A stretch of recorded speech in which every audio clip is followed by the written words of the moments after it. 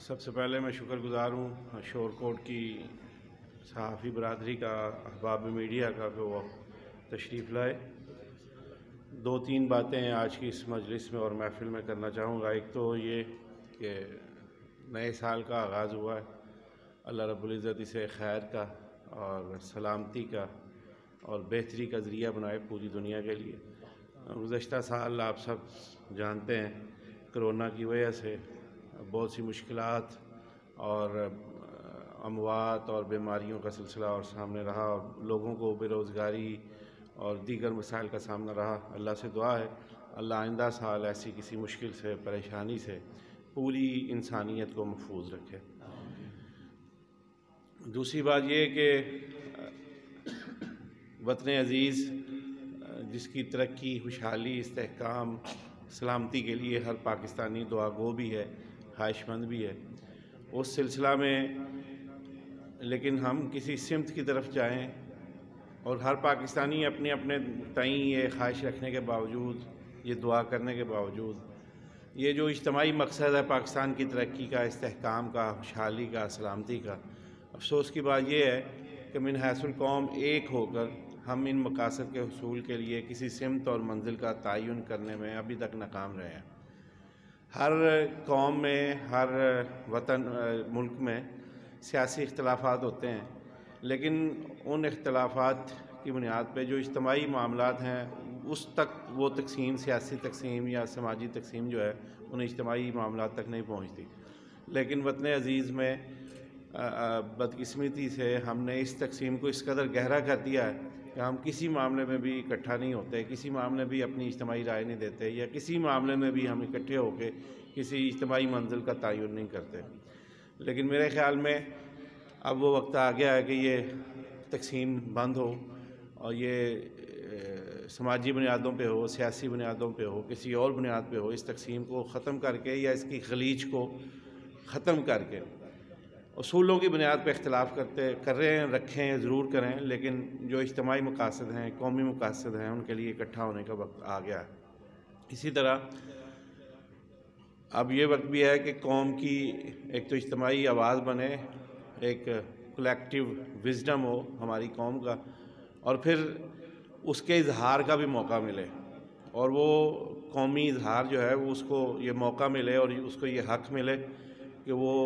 اپنے نمائندوں کا بھی انتخاب کر سکے، وہ سیاسی معاملات میں بھی اپنا اظہار کر سکے، وہ قومی معاملات میں بھی اپنا اظہار کر سکے، اور قوم کو یہ موقع ملے کہ وہ ریاست اور حکومت اور پاکستان کی مملکت کے حوالے سے جتنے معاملات ہیں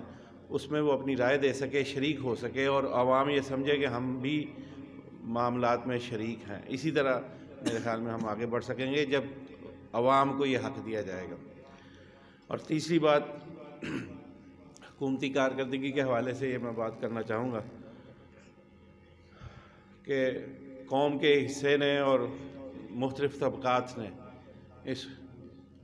حکومت کو موقع دیا تھا، اس کو لے کے آئے تھے کہ شاید ایک تبدیلی کے نعرے پہ کہ ملکی مسائل میں جو ہے وہ کمی ہوگی، لیکن ہمارا یہ مشاہدہ ہے کہ ان کے گزشتہ پونے 3 سال جو تیسرے سال مکمل ہونے کے قریب ہیں، وہ سوائے مایوسی، ناکامی کے سوا اس قوم کو کچھ نہیں دے سکے۔ ترقیاتی کاموں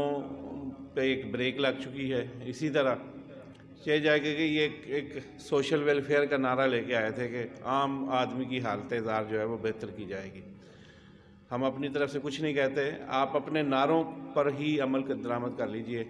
کہ کیا غریب آدمی کے لیے روزگار کے مسائل بڑھے ہیں کہ کم ہوئے ہیں، کیا مہنگائی وہ کم ہوئی ہے یا بڑھی ہے۔ حضرت خان صاحب فرماتے تھے کہ ڈالر کی قیمت میں 1 روپیہ اضافہ ہونے سے قومی معیشت پہ اور افراد کی معیشت پہ بہت بڑا بوجھ پڑتا ہے، لیکن حضرت خان صاحب کے دور میں اس قیمت میں کس قدر کمی ہوئی، 40% پاکستانی روپے کی قیمت جو ہے وہ اس میں کمی ہوئی۔ اسی طرح جو اشیاء خورد و نوش ہیں، روزمرہ استعمال کی چیزیں ہیں، اس میں کس قدر اضافہ ہو گیا، اور بالخصوص تنخواہ دار طبقہ جو ہے وہ اس مہنگائی میں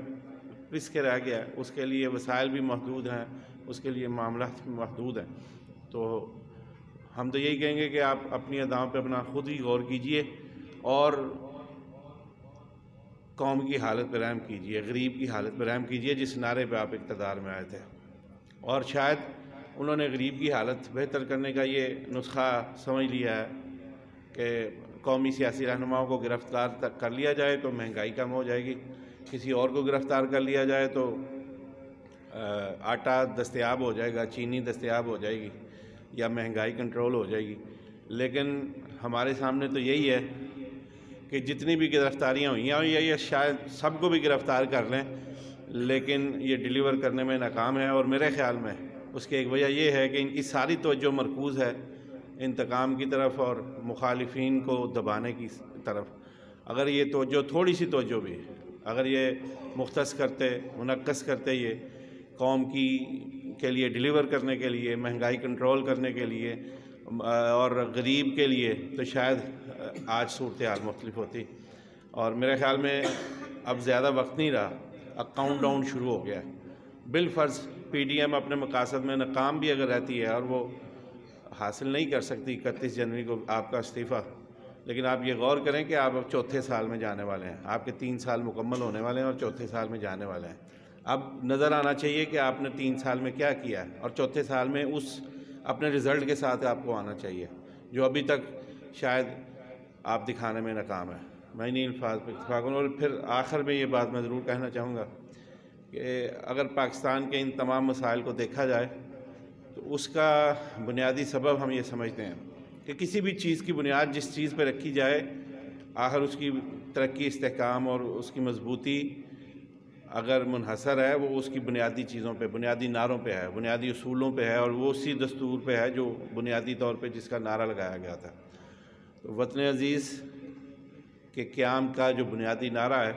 ہم یہ سمجھتے ہیں وہی پاکستان کے استحکام کی ضمانت ہے، اور اسی نے ہی ہماری تقسیمیں جو تھی لسانی بنیادوں پہ، مسلکی بنیادوں پہ، فرقہ وارانہ بنیادوں پہ، یا اسی طرح رنگ و نسل کی بنیادوں پہ، اسی نے اس تقسیم کو ختم کیا تھا۔ اور وہ یہ نعرہ مسلم لیگ نے دیا تھا، پاکستان کا مطلب کیا، لا الہ الا اللہ۔ ہم یہ سمجھتے ہیں کہ آج بھی جو وطن عزیز میں تقسیم ہے مختلف بنیادوں پہ، اسے ختم کرنے کی بنیاد یہی ہے کہ ہم اپنے اصول کی طرف لوٹیں۔ انہی الفاظ پہ میں اکتفا کروں گا انشاءاللہ العزیز۔ آپ کا ایک دفعہ